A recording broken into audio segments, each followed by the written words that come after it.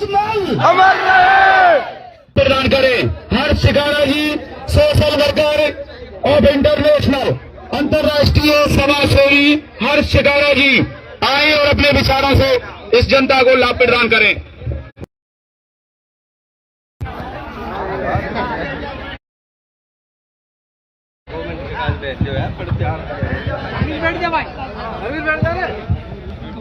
सम्मानित बुजुर्ग, नौजवान साथी और आवाज सुन रही मात्र शक्तियां, सभी के चरणों में हरियाणा से आए हर्ष शिकारा की हाथ जोड़कर राम राम।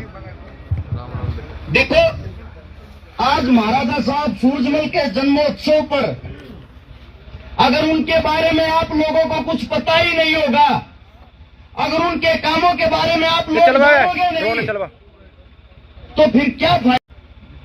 क्योंकि बड़ी चीज ये होती है महाराजा साहब के विचार क्या थे। मैं बार बार आज के टाइम एक चीज देखता हूं, अखबार में, टीवी पे, फेसबुक पे, इंस्टाग्राम पे, सब जगह लिखा होता महाराजा सूरजमल जी जाटों के राजा थे। देखो, हमें इस चीज पे गर्व है, लेकिन एक बात का ध्यान रखिए, ये बातें लिखकर कहीं आप लोगों को तोड़ा तो नहीं जा रहा है, कहीं आप लोगों को बहलाया फुसलाया तो नहीं जा रहा है। मैं उदाहरण के तौर पे बताता हूं महाराजा साहब के बारे में। उस वक्त दिल्ली के दरबारों में मुगल साम्राज्य होता था और मुगलों के दरबार के अंदर हिंदुओं की चोटी काटी जाती थी। चोटी को काटकर पगड़ी को तारकर वहीं पे रख लेते थे। इसको बोलते हैं गुलामी। आप लोगों को बता दूं, जब गांव में किसी की बारात जाती है, शादी करके तो एक अकेला बंदड़ा भी काफी है, उसके साथ उसका पिता चला जाए, काका ताऊ चले जाए, 5-4 आदमी भी शादी करके ला सकते हैं। फिर इतनी बड़ी बारात, वो भी गरीबी के टाइम पे, उस वक्त बहुत ज्यादा गरीबी होती थी। उस गरीबी के टाइम पे 500, 600, 200 आदमियों की बारात लेकर क्यों जाते थे? मैं बताता हूं आप लोगों को, वे मुगल इतने क्रूर होते थे, इतने हत्यारे होते थे। हमारी जब बहन बेटी घर से विदा होती थी, वे रास्ते में डोरा लूट लेते थे। और जब जो बाराती, जो बंदगा होता है, उसके जो बैल होते थे, बैलगाड़ी में डोली आती जाती थी। अपने बैलों को 2 महीने पहले उनको हलवा खवाते थे, तेल देते थे, दूध देते थे और उसकी सेवा करते हुए उसके चरणों में हाथ जोड़कर ये कहते थे, मेरे भाई, क्योंकि गऊ को जो मां का दर्जा दिया गया है, उस गऊ को सुजान सिंह यानी कि हमारे महाराजा साहब सूरजमल भी उस गऊ को अपनी मां मानते थे। और उसी का पुत्र वो बैल, उस बैल के चरणों में हाथ जोड़कर किसान कमेरा कहता था, मेरे भाई, उसी गऊ का दूध तूने पिया है। भाई साहब, इसको थोड़ा ऊपर उठा लो, इसकी आवाज ज्यादा आवाज जोड़ के विनती है। बात बड़ी कीमती है, इस चीज की जरूरत नहीं, जो आदमी बैठे उनका सुनना जरूरी। हाथ जोड़कर किसान कहता था, मेरे भाई, उसी गौ मां का दूध तूने पिया, उसी गौ मां का दूध मैंने पिया है। और मेरी कल बारात जागी, मेरी इज्जत तेरे हाथ में है। अगर कहीं मुगल हमला कर दे, मेरी इज्जत घर से पहले रुकने मत देना। मेरी इज्जत को घर में लेके आने की जिम्मेदारी तेरी है। और जब बारात जाती, बारात में गांव गोहान के अंदर जो ताकतवर इंसान होते थे, छाट खून को ले जाया करता, जिनके हाथों में होती थी गंडासी, जेड़ी, फुरसे, लठ। और जब वो पूरी बारात को जिमाया जाता, खाना खिलाया जाता और बारात को विदा किया जाता, मुगलों के पास घोड़े हाथी होते थे, वो उस बारात पर टूट पड़ते। सारे बाराती लट्ठों के जोर पे उन मुगलों को रोकते, उनके साथ लड़ते। और उस बैल को इशारा दे दिया जाता कि जब तेरे को 60 पड़े, जमींदार का जब साटा लग गया, घर तो पहले तो रोकना नहीं है, चाहे कुछ हो जाए। 90% वो बैल हमारी इज्जत ने बचा कर हमारे घर तक ले आया करता। पर ये मुगल इतने क्रूर और हत्यारे होया करते, उसी घर के बाहर वही सेना के साथ, फौज के साथ खड़े मिलते और उस डोरी में से हमारी इज्जत को, हमारी मातृ शक्ति को उठा के अपने घर ले जाते। और अपने घर ले जाके मेरी माताएं बैठी हुई है, मैं ज्यादा तो क्या बोलूं, पर आप लोगों ने जब हमारे को पैदा ही किया है तो मुझे बताने में शर्म भी क्या है। वहां ले जाकर हमारी मातृ शक्ति का बलात्कार करते थे।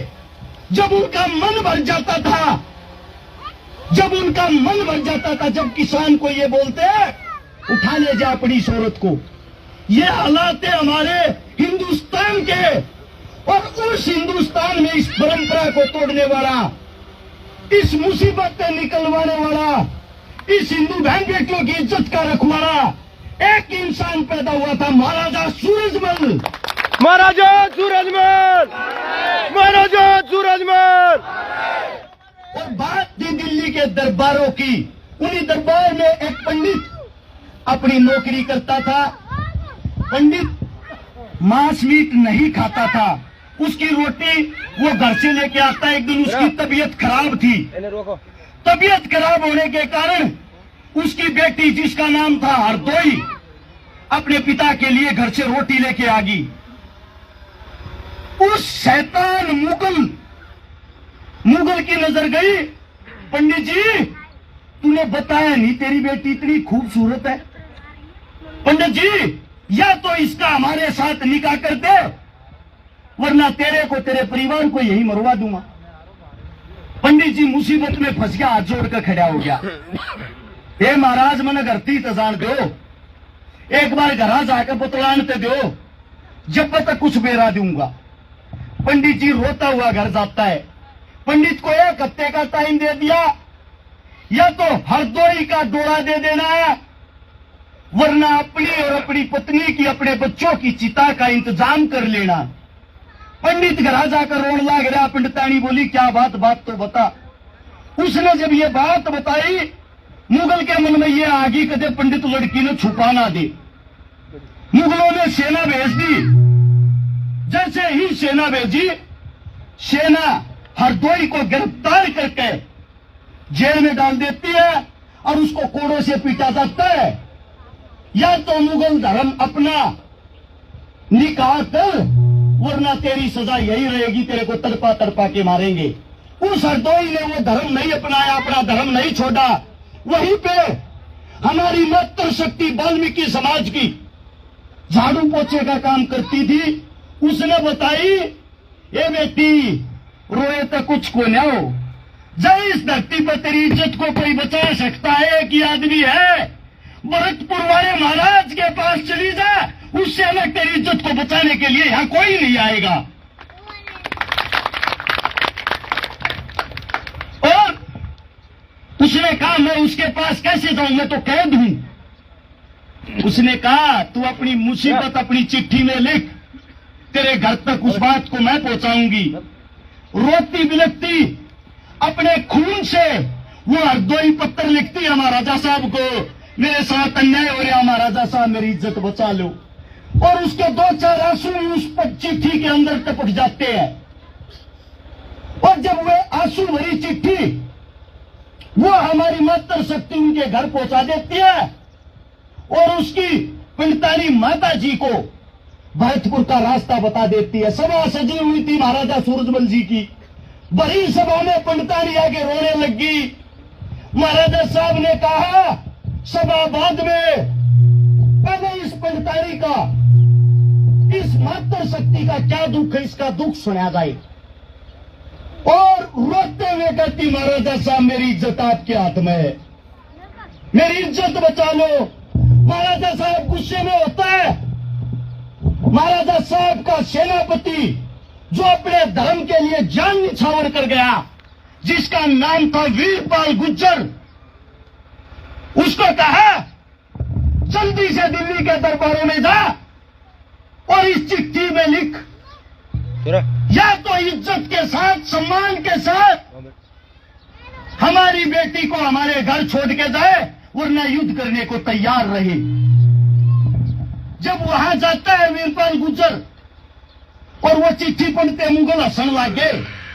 आज कहिए बोले पंडितौनी छुटा के ले जाएगा। महाराज उस जातिनी ने और लिया और उसने तुआले तो ले जाके दिखा दिए। ये बात सुनते वीरपाल गुर्जर से अपने राजा का अपमान नहीं सहा गया, वही तलवार निकाल के 4-5 मुगलों के सर काट दिए और लड़ते लड़ते वही वीरगति को प्राप्त हो गया। क्योंकि बात हमारे धर्म की, हमारी इज्जत की, हमारे सम्मान की थी।